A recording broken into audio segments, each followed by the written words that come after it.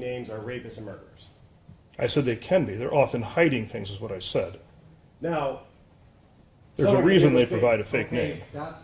You've answered the question. Next question. it is possible for someone to give a fake name because they're scared, right? It's possible, yes. When you turned on your lights, or did you turn on your lights and sirens to pull Mr. Williams over?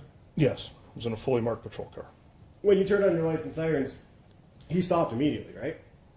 No, he rounded Wall Street, he accelerated and then slowed down. Okay, but he did stop. He didn't flee from you. Correct. And when you opened Mr. Williams' door to get him out of the car. Is that right? Yes. When you do that, Lieutenant Rahman is standing right next to you, or he eventually comes next to you, correct? Correct. That's when Mr. Williams got out of the car. Correct. When Lieutenant Rahman asked him out of the car. No, when I had my taser aimed at him. Placing on the screen what's been admitted as Exhibit 3.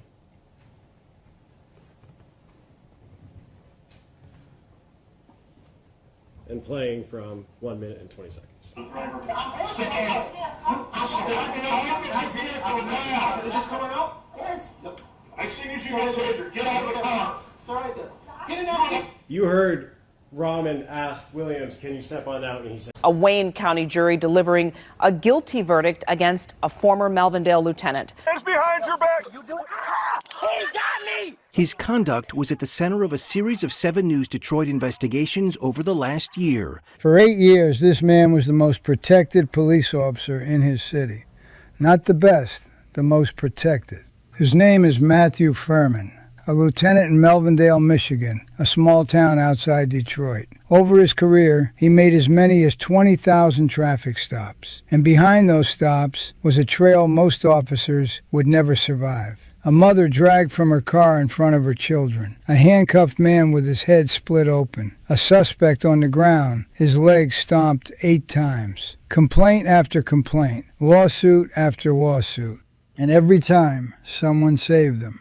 A commission overturned his suspension. An arbitrator reversed his firing. And city leaders kept him on the street because the man brought in serious money through towing fees. One police chief tried to stop him years ago, and it cost that chief his own job.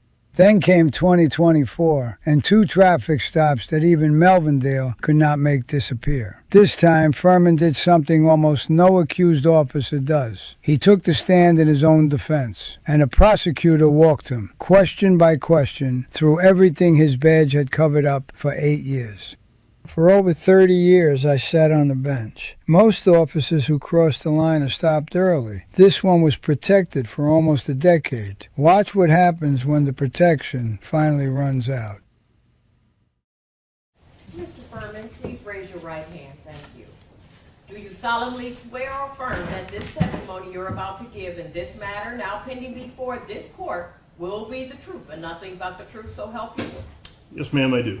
Thank you. Right, sir, you can have a seat there. Thank you, Your Honor. Once you've got yourself situated, if you can bring yourself in as close as you can to that red microphone without being uncomfortable, sir. And when you're all ready, if you can give us your name, please, sir. Yes, Your Honor. My name is Matthew Furman. All right, thank you. Your witness, counsel. Okay. Mr. Furman, prior to these incidents, were you employed? Yes, sir. And how were you so employed? I was a police lieutenant with the Melvindale Police Department. Okay. And what date were you hired by the Melvindale Police Department? May 9th, 2012. Okay. And you were hired as a patrol officer, is that correct? Yes, sir, that's correct. Okay. Were you trained in the use of force? Yes, sir. Okay. And where did you receive that training? In Police Academy. Okay. Anywhere outside of the Police Academy, did you receive any training? We did taser training, pepper spray training at the police station, firearms training at the police station. Okay. So there was updated training through the Melvindale Police Department? Yes, sir, that is correct.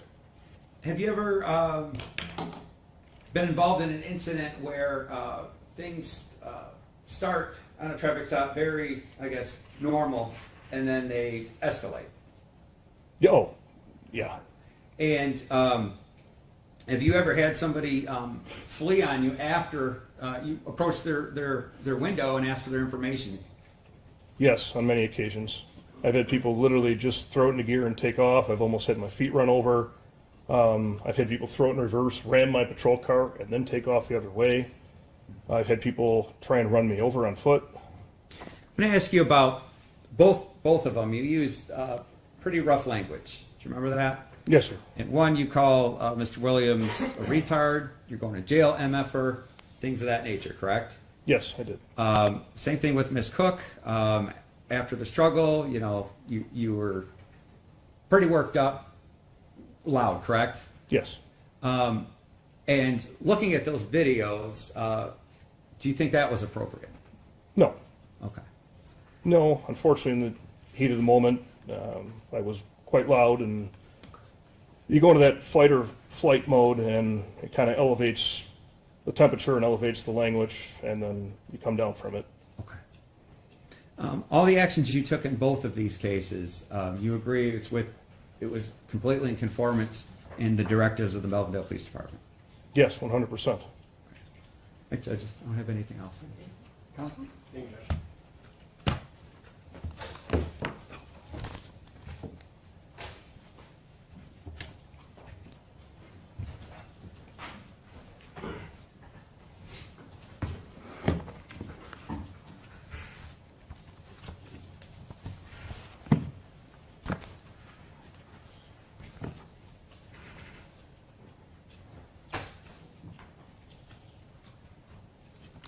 May I go to presentation mode, Judge?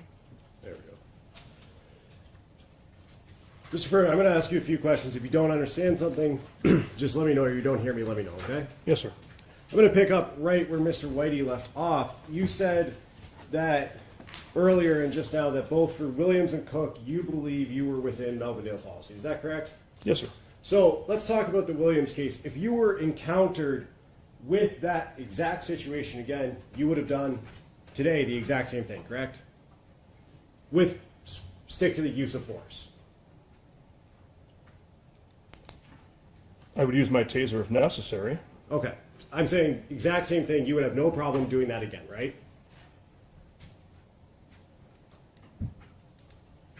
I'd probably try and find different tactics. Okay. And when you were on scene, you used those words that we talked about, excluding the use of force. You called Mr. Williams a retard and motherfucker and all those things, right? Yes. Okay. I did. You were aware that within the use of force policy, it says every person is entitled to respect and dignity, right? Correct. Okay. That was outside of that policy then.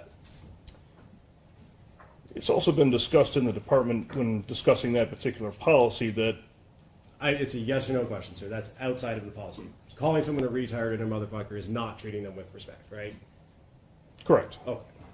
Now, you just said you would try and find different tactics with respect to Mr. Williams, right? Correct. Why do you say that now? Well, because we're here. Okay. Now, on the scene, you didn't have any problem with what you did, right? No, I went home alive. Okay. You were talking after everything was all said and done and Mr. Williams was taken away. You had a conversation with Lieutenant Rahman, right? Yes. And several other officers. Yes. Okay.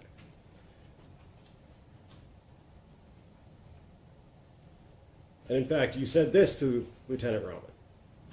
And this is from Exhibit 1.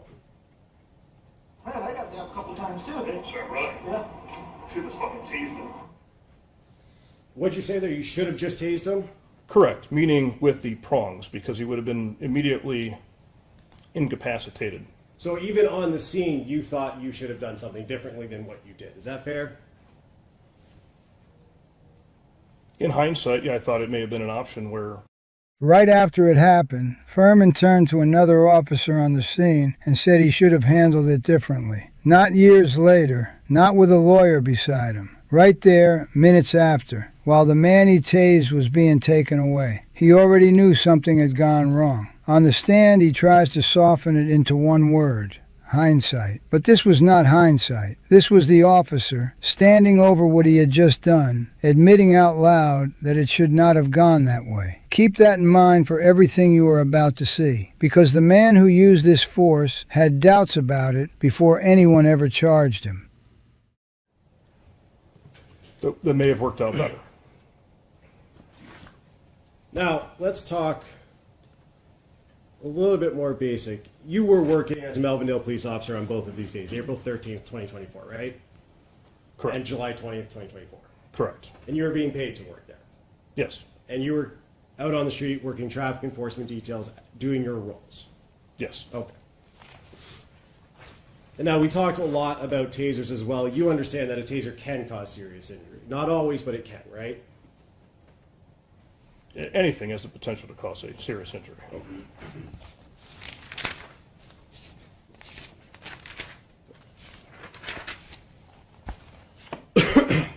You said on direct, you talked about Mr. Williams and when you grabbed his hair and pulled it into the fire truck, right? Correct. And you did that. You grabbed his hair. You said that you used your hands to cushion the blow against the fire truck. Correct. Okay. You did, in fact, write a report in this matter, correct? Yes. When did you write that report, by the way? I don't know the exact date. Okay. There was a delay due to the murder of Corporal Said. Understood. In that report, well, let me ask you this. When you write a police report, you include all of the details, correct? You try to, yes. Okay. Particularly when force is used, you would include any time that you use that force. You would try to, yes. Okay.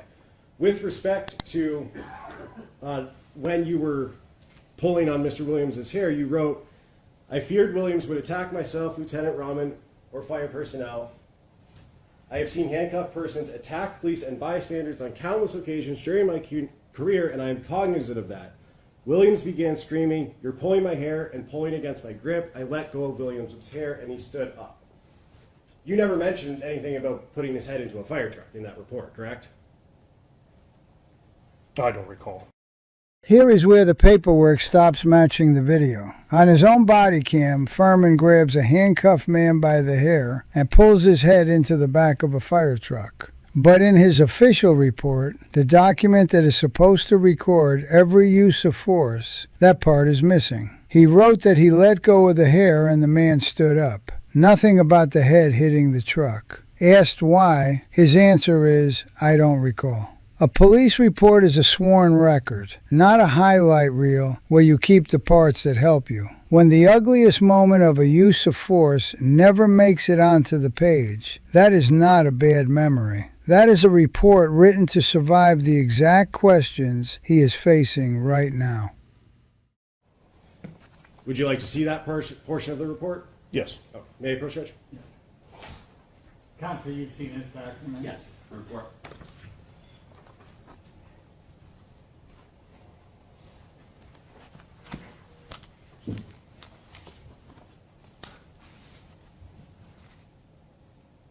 States here, I exited my patrol car and walked to where Williams was seated on the rear bumper of the, I call it ambulance, not fire truck, but the rear bumper. And then I addressed his issue about the warrants and his ID. Okay. Nothing about the use of force with the hair actually making contact with the fire truck, though.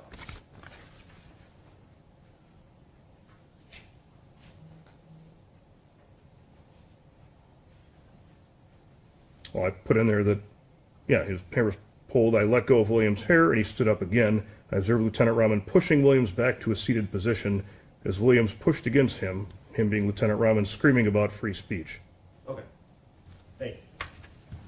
And that's the portion that refers to that incident at the back of the ambulance, right? Correct. Oh. Never mentioned it, sir. Yes or no? Yes. You, in that portion that you just read, you mentioned that Williams's head made contact with the back of the fire engine. No, I mentioned that it was had taken him by the hair and let go of his hair. You also testified on direct, sir, that, well, let me ask you this. You've heard of the term, and I'm not a police officer, but friendly fire. You've heard of that, right? Yes. And you are trained, particularly with firearms or any potential projectile, that you're not going to point it at someone, even if it's unloaded, unless you intend to use it, right? Yes. And you testified on direct with Mr. Whitey that the reason you went to the drive stun with Mr. Williams is because you were concerned for the safety of the other passengers in the car, right? Correct. Okay. You did use the prongs with other passengers in the car with Miss Cook, though, Correct. Okay. You were also, as you said on direct, concerned about the other passengers with Mr. Williams. You would have also been concerned about your fellow officer's safety, correct? Correct. You do admit that you tased Lieutenant Rahman while in attempting to tase or drive stun Mr. Williams, right? Yes. Oh.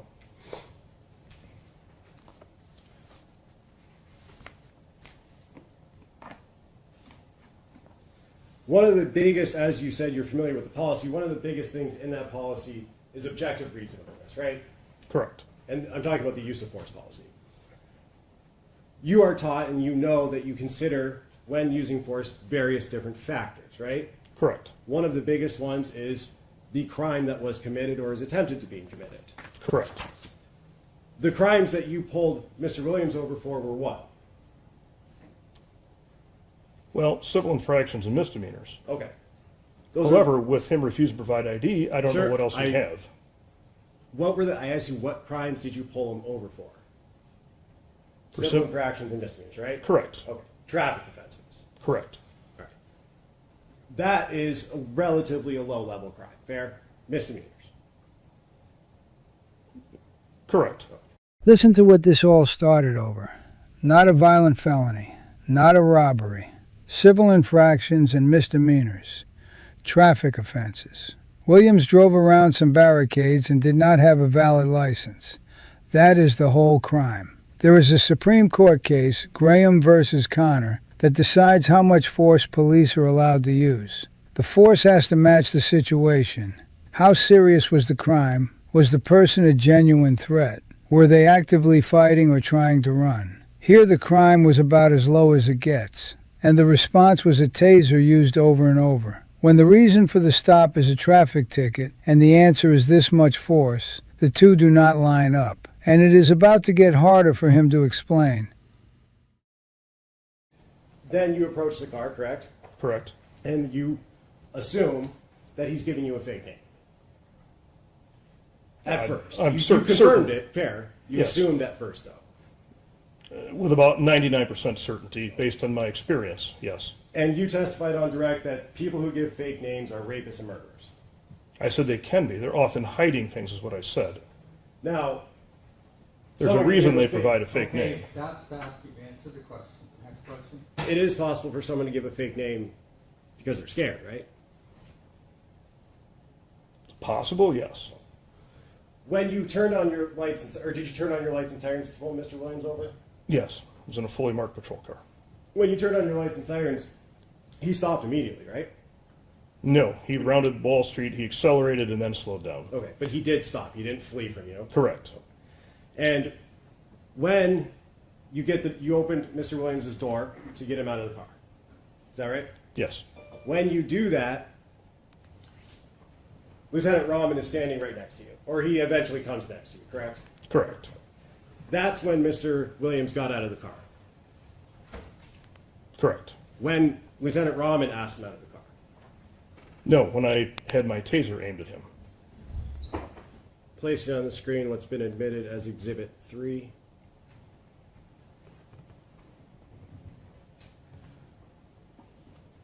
And playing from 1 minute and 20 seconds. Is this coming out? Yes. I see you shoot a taser. Get out of the car. Sorry, get it out. You heard Rahman ask Williams, can you step on out? And he said yes, right? Mm-hmm. Okay. Yes, sir. Yes, sir. And then you pulled your taser after Mr. Williams said he would get out of the car, right? Looks to me like I was in the process of retrieving my taser as Lieutenant Rahman stated that, but it was in my mind the taser was coming out and I gave him the directive involving the taser.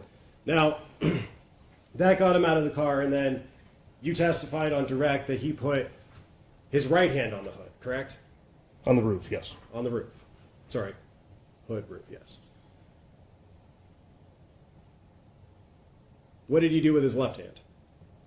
He did not put it on the roof, from my recollection. At 1:37, do you see both of Mr. Williams' hands there? Yes, sir, I do. Where are they? I believe that's his hand on the left and then the right. Okay, so it is up there. Now, Now, it was shortly after that moment that we saw there that you deployed the drive stun into Mr. Williams' back, right? Correct. Are you familiar with that taser manual that was shown earlier and admitted earlier? Yes. In that manual, it says that people are likely to react instinctively to the drive stunning, correct? I believe so, but I'd have to see the actual. We're approaching with what's been admitted as Defense Exhibit B and showing you page 20. It's cut off, but I believe it's 21. Yep, 21. You take a look at that and look up at me when your memory's refreshed. Counsel, can you tell counsel the page number? 21. Thank you.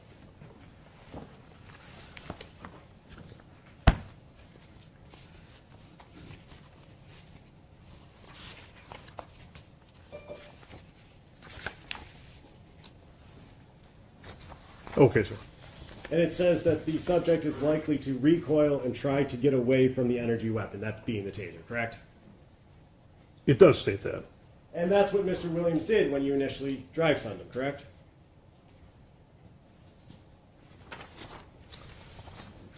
I think it was a combination of that and trying to prevent himself from being arrested.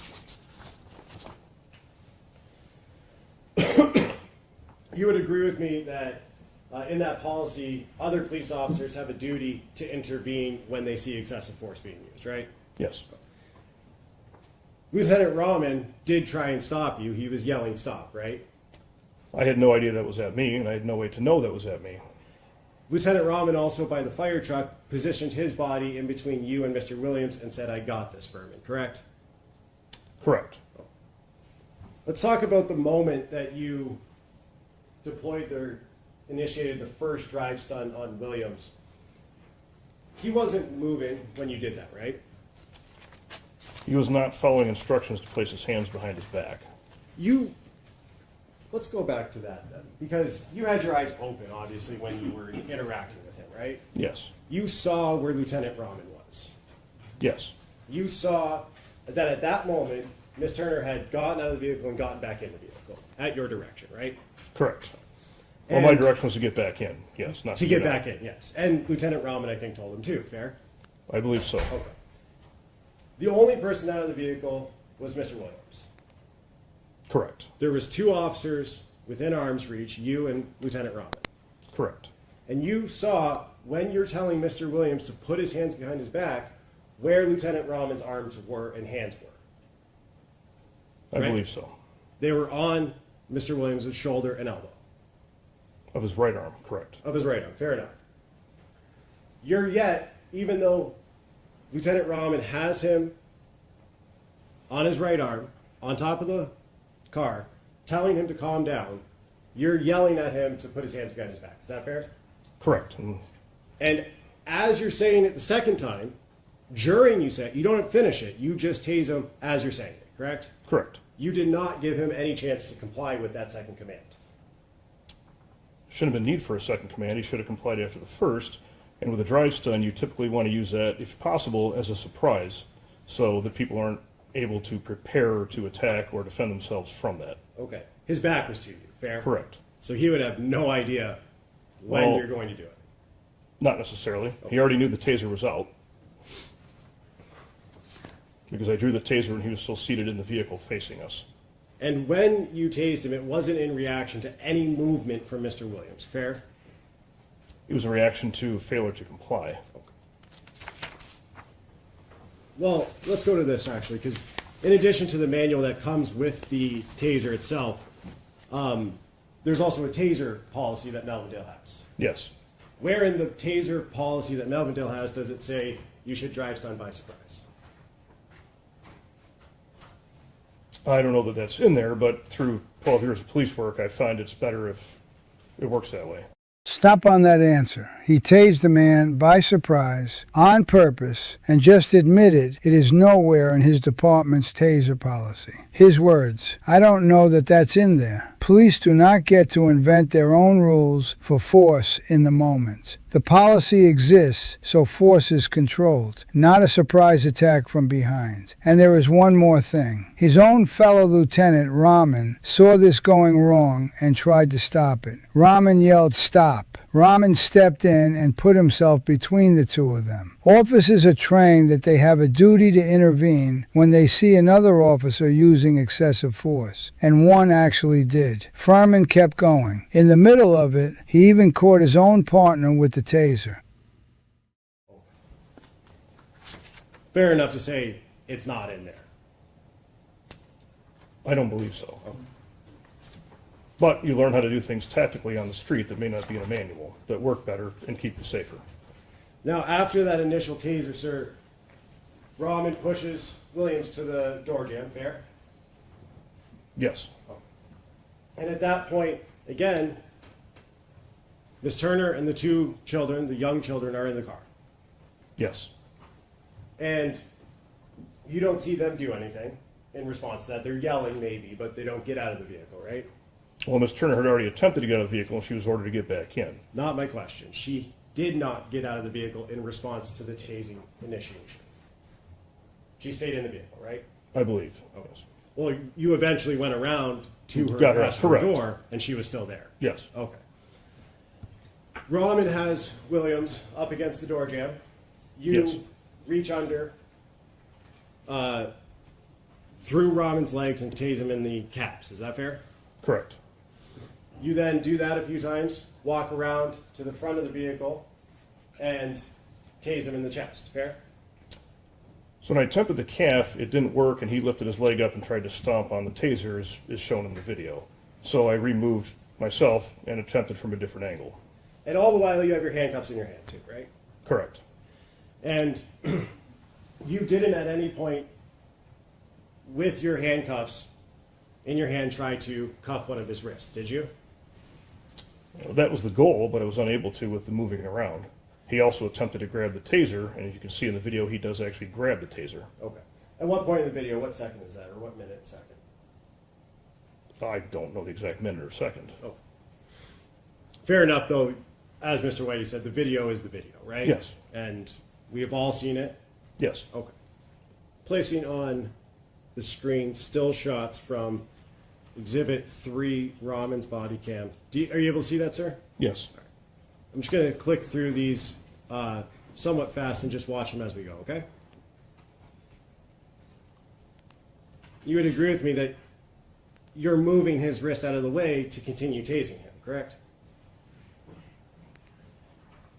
To get him to comply, correct. Okay. And at this point, you have physical control of one of his arms. Is that fair? So I don't think that grip looks very good, but I'm attempting to. Okay. And at this moment, this is from Rahman's body cam, he is in that door jamb. Fair? Correct, looks like it to me. Okay. Mr. Williams at this point is not going anywhere, right? I wouldn't say that with certainty. 2-on-1. I've had 3 or 4-on-1 and people escape, injure all the officers. I can't speculate on that. He's not in the car, correct? He's right in the opening of the driver's door. With Rahman behind him. Fair? Correct. Okay. Going back, I'll take this off the screen. Going back to when Mr. Williams had both hands on top of the car. You had your taser in handcuffs, right? Yes. Okay. You said initially that you took your taser out to have leverage to get him out of the car, correct? Correct. And he got out of the car. He did. You did have to pull him out. No, that's why we like to use the taser. Usually it gets people to come out. And then you keep your taser out and grab your handcuffs, right? First, I removed the prong cartridge from the taser, and I did keep it out. And that's what goes to drive stop. Correct. Okay. So you have, You have to physically take that off the end. and I think we see that you do that in the video. Yes. Or one of the videos anyways. But nonetheless, both of his hands are on top of the car. You have handcuffs, is that a yes? Momentarily, yes. And then you have handcuffs in your, I believe it was your left hand, right? Correct. And you have your taser in your right. Yes. You didn't put your taser away in an attempt to pull his hand down from the hood, did you? I believe he took his own left hand off. Not 100% sure without rewatching it, but no, I did not put the taser away because that was the first method of defense. That would have been a less form of physical control or use of force if you had put the taser away, grabbed his arm, and pulled it behind his back. Is that fair?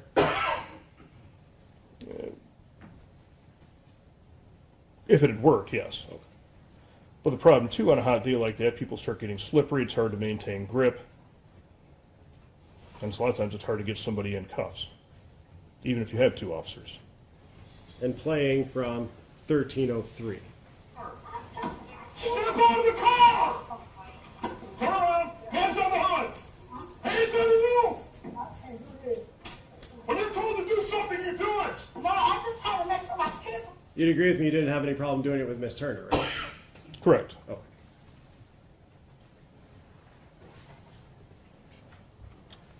But on that note, she also got out of the There's vehicle no immediately. question. Okay. All right, you've answered the question. So you talked a lot about your prior experiences. We saw the news clipping and all of that. You said you've done or conducted 15,000 to 20,000 traffic stops. That'd be my estimate, yes. How many times in your career have you deployed your taser? Oh, I don't have a specific number. Is it more than 10? I don't know. Without department records, I couldn't tell you. No. I'm going to ask, moving now to Miss Alicia Cook, what were you doing prior to initiating that stop? I suspect I was either on patrol or working a traffic detail. I don't recall exactly. Did you have another car pulled over in front of the school? I don't recall. You did drive to the back of the school, though, right? Well, the back parking lot borders a road, two roads, a main road and a secondary road. Were you in front of the school, or did you drive on the road towards the back of the school? I think I was already behind the school. And what did you see at that time? Miss Cook's vehicle in the parking lot. See any other vehicles? I don't recall. I think there's school buses back there usually. Any In other the general cars? vicinity. I don't recall. And were you able to see who was in those cars from where you first perceived Miss Cook's vehicle? Which cars? The Nissan Rogue, Miss Cook's vehicle. I could tell it was occupied. You kind of see the figure of a head from behind, but I don't know who's in there, no. And what did you do when you saw that? I mean, did you just punch in the license plate just because, or? Yeah, the whole reason the license plate's on the vehicles is for police to run. But this is a parked car, fair? At a school parking lot after hours, So correct. was it parked, yes or no? Yes. And you're obviously... Well, I guess it'd be technically standing, Your Honor, not parked, because it's occupied and running. You're familiar with this area. I mean, you testified that you patrol or other officers patrolled around this school, correct? Yes. And after hours, what time of day was it? I don't remember specifically without seeing the report, but it was daylight hours, Okay. and it was a weekend day. You said on direct, though, that it was nighttime or early I morning. don't believe that's correct. I said we do patrol, we do extra checks there at night and on weekends, Okay. after hours. I was not working night shift, I was working day shift.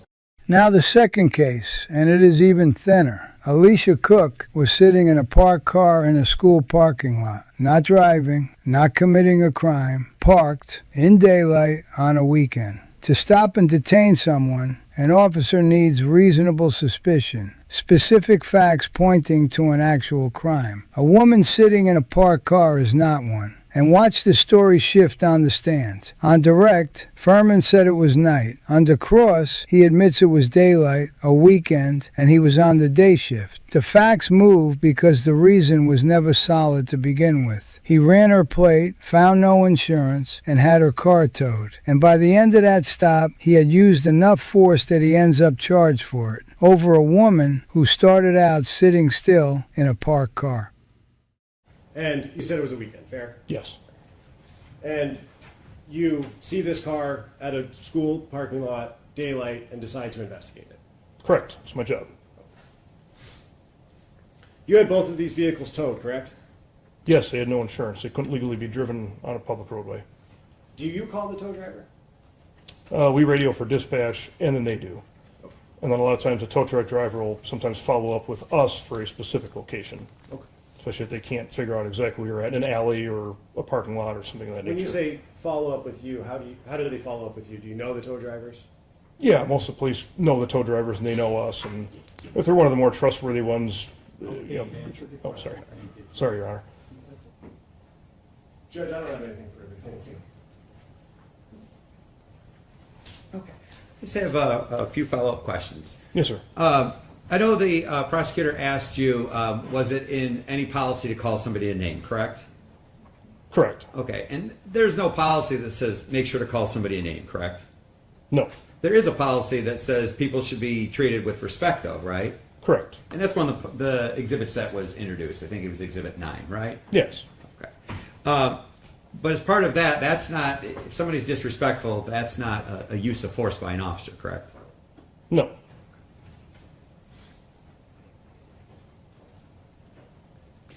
Now, I know earlier the prosecutor stated that people in handcuffs, they must be secure, they couldn't flee.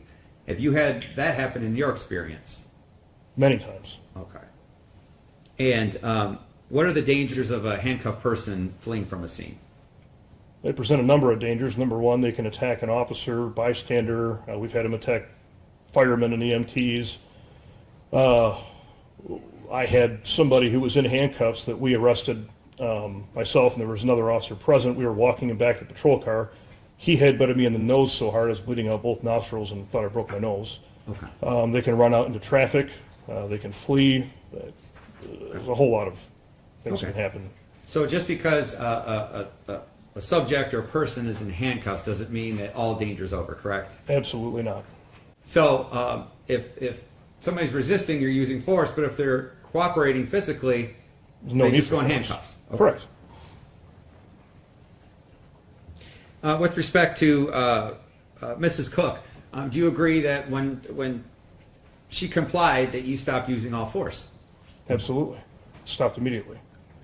Now, the prosecutor asked you on cross-examination. He had still shots. We paused. We had to go over things back and forth. That took a little bit of time, a few minutes, right? Yes. Now, when you're out there making these split-second decisions, do you have all the time to look at still shots, see where one arm is, another guy's arm is, maybe this, maybe that? Do you have that time out there? No. It's a very fluid situation. Yes. On both of these incidents, given the totality of circumstances, do you believe that you would follow policy according to the city of Melvindale? Yes. Nothing further, Judge. Counsel to the people. Nothing, Judge.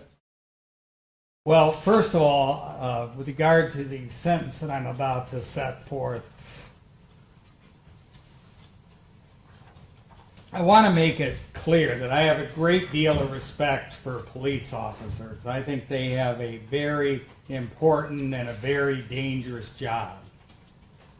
And I'd say 99% of police officers do their job honorably. But just like every profession, there is that 1%, that one bad apple. And that includes all professions, including politicians, doctors, reporters, maintenance workers, clerical, and judges. But the difference between police officers and all those other professions that I mentioned is they are required to carry a gun and a taser with them. So with the prestige of being a police officer also goes with them the severe responsibilities of not injuring the public. Unfortunately, Mr. Furman, you are one of that bad apple 1%. You have brought great dishonor to those people who wear the uniform and the badge. And I'm talking about current officers, I'm talking about former officers, I'm talking about those officers that have given their lives and their limbs. And you, sir, have brought great disrespect to them. You swore an oath, sir, to serve and protect. But this court believes that at the end here, that you took up an oath of terrorize and injure citizens of the state of Michigan. And I believe that the sentence that I'm going to go over the factors in a minute, but I believe that the sentence that I'm about to render in this case, and I understand that I don't have to follow sentencing guidelines, but I believe the sentence I'm about to render is reasonable. I think it protects society. It is proper discipline.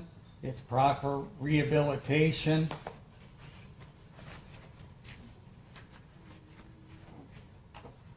It's proportional. It properly disciplines the wrongdoer. It has a deterrent effect, a rehabilitative effect. And it's a fair sentence and fair punishment, and it's reformational.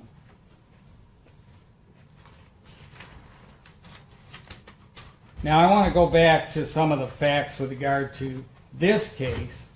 We've got a case where a police officer pulls somebody over, and they shouldn't have been out driving. Mr. Williams should not have been driving, but he didn't have a driver's license, no proof of insurance, and improper plates.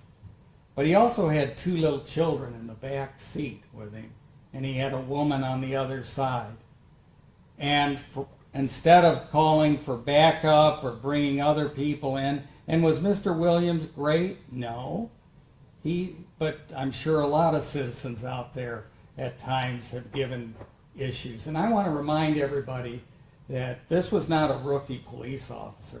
This is somebody who had 14 years experience and was a lieutenant. He should have known better than what he did. And that's what's really concerning me. And I'm going to talk about his record too in a minute. But he continued as Mr. Williams screamed out in pain, continued to tase him. And the court saw no reason for that tasing.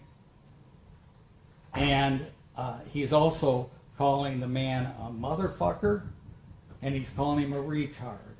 Again, why? What police officer with 14 years experience and a lieutenant does that? He has his fellow lieutenant say, "Hey man, stop!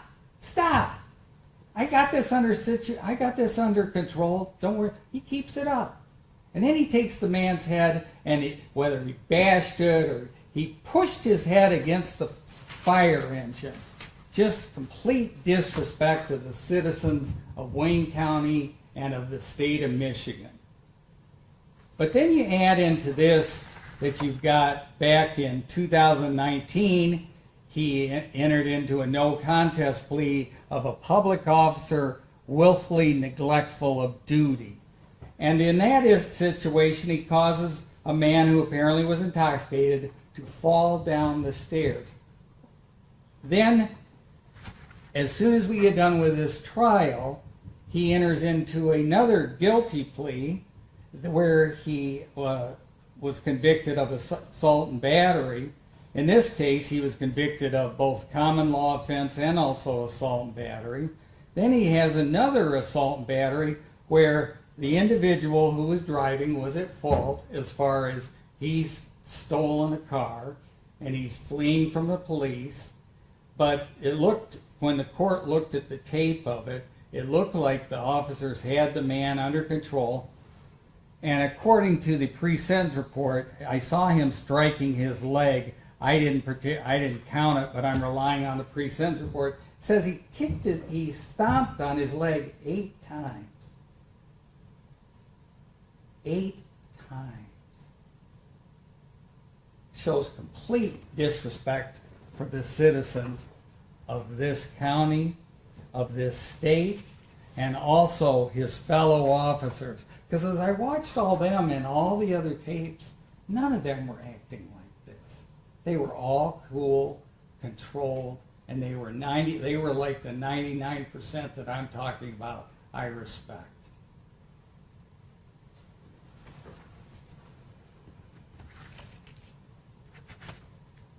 Therefore, with regard to the common law offense, I am going to order that the defendant is sentenced to 3 years probation with the first 6 months in the Wayne County Jail. He is to receive 1 day jail credit served.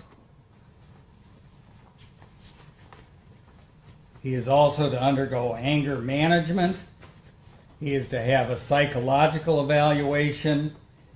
He is to waive confidentiality and allow any treatment program that he's required to attend to disclose information to the field agent.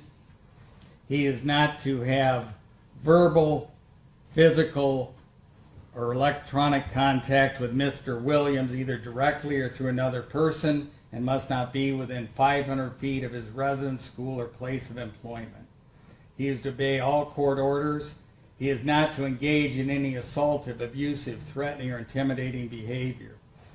He is not to have verbal, written, electronic, or physical contact with anyone who's housed within an MDOC facility without permission of the field agent. He is not to use any object as a weapon. He is not to own, use, or have under his control or area of control a weapon of any kind or any imitation of a weapon. He is to allow the field agent into his residence at any time for probation supervision. He is to submit to a search of his person and property, including but not limited to his vehicle, resident computer, without need of a warrant if the field agent has reasonable cause to believe you have items which violate the conditions of your probation. He is to make genuine efforts to find and maintain the legitimate employment of minimum 30 hours a week. He is to pay crime victims assessment amount of $130, $30 a month supervision fee, court costs of $1,300, and state costs of $50, and he is to have DNA testing and pay the mandatory $60 fee. Now, I'll move on to the sentencing. That's with regard to the common law offense. With regard to the assault and battery, I'm in order that he be placed on 2 years probation with the first 60 days in the Wayne County Jail. That'll run concurrent with the other sentence. And he is to complete all the other issues that I've already addressed with regard to the common law offense, other than he'll be required to pay a crime victims assessment amount of $130 and $818 state cost with regard to that. Now, would counsel like to address anything else with regard to the other case? The other sentencing? Huh? No, not for the people. Anything additional you'd like to say with regard to the other case? No, there's a sentence agreement in place, Judge. We'd ask you to adopt it. Okay. And Mr. Furman, this is your opportunity. If you'd like to speak in that case, you can. If not, you can remain silent. It remains silent. All right. So with regard to the case ending in 7620, this was a sentence agreement. The court is going to adopt that sentence agreement. I'll order that the defendant is placed on 1 year probation. He is not to possess any weapons during his term of probation. He is to have no contact with the victim, Christopher Kruzak. I'll spell that, K-R-U-S-A-C. He is also to pay a crime victims assessment amount of $130 and state costs of $118, and have the between the three have the DNA testing and the $60 fee. Is there anything else we need to take up with regard to Mr. Furman's matter? No, you're enough with people. The jury found Matthew Furman guilty, misconduct in office, a 5-year felony, and assault and battery, 6 months in jail, 3 years of probation.